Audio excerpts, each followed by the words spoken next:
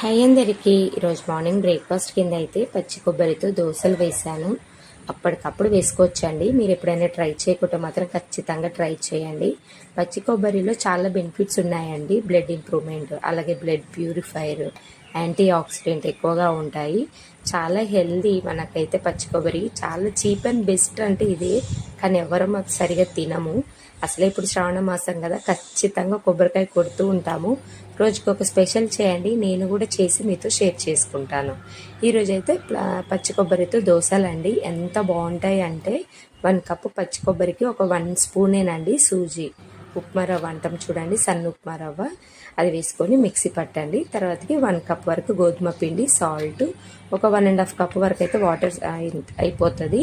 ఎక్కువ లూజ్గా చేసుకోకండి, బ్యాటర్ అస్సలు రాదు. సో మనం ఇక్కడ వీడియోలో చూపించిన క్వాంటిటీతో అలానే బ్యాటర్ ఉంటే పర్ఫెక్ట్గా వస్తుంది. ఒకసారి ట్రై చేసి చూడండి.